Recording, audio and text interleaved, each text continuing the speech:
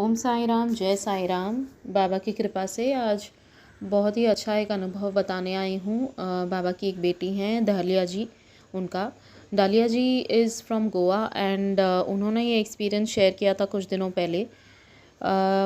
ये है उनकी एक फ्रेंड का एक्सपीरियंस, फ्रेंड से रिलेटेड एक्सपीरियंस। उनकी फ्रेंड जो है स्कूल की फ्रेंड हैं, तो आजकल जैसे होता है व्हाट्सएप पे स्कूल ग्रुप्स भी बने हुए हैं। तो ये जो उनकी फ्रेंड है उन्होंने स्कूल ग्रुप पे एक मैसेज डाला कि मेरी मम्मा का कल ऑपरेशन है कैटरैक्ट का, आइज़ का। तो आप लोग प्लीज़ प्रे कीजिएगा कि उनका ऑपरेशन सही तरीके से हो जाए, क्योंकि उनकी डायबिटीज़ भी हाई चलती है इसीलिए।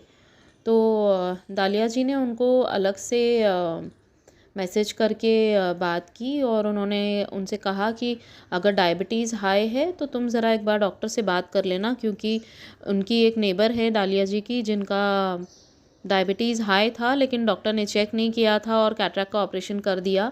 पर क्योंकि उनका डायबिटीज़ हाई था उस टाइम पर जब ऑपरेशन हुआ, तो कैटरैक्ट जैसा सिंपल ऑपरेशन में भी उनको मतलब उनकी आँखों की रोशनी चली गई और वो ब्लाइंड हो गई। तो ये होता है कि अगर डॉक्टर्स का ध्यान नहीं जाए तो पेशेंट को ज़िंदगी भर भुगतना पड़ता है। इसलिए इनको चिंता हो गई और इन्होंने अपनी फ्रेंड से कहा कि तुम डॉक्टर से एक बार चेक करवा लेना डायबिटीज़ कितना है, उस हिसाब से ही डिसीजन लेना। और इन्होंने भी बहुत बाबा को प्रे किया कि मेरी फ्रेंड की मम्मी का ऑपरेशन ठीक से करवा दीजिए बाबा। एंड फिर अगले दिन इनको उनकी फ्रेंड मिली, शाम को ये कहीं बाहर गई थी। तो इनकी फ्रेंड वही फ्रेंड मिली और उन्होंने उनसे पूछा कि आपकी मम्मी की ऑपरेशन हो गई? तो उन्होंने कहा कि हाँ, और बहुत अच्छे से हो गई और मम्मी मेरी बिल्कुल ठीक है अभी। तो इनको बहुत अच्छा लगा कि बाबा ने इनकी प्रेयर सुन ली और एक तरीके का मिरेकल ही था कि जहाँ पर डायबिटीज़ हाई चल रही थी वो डायबिटीज़ नॉर्मल होके उनका कैटरैक्ट का ऑपरेशन सही तरीके से हो गया और उनकी तबीयत ठीक रही।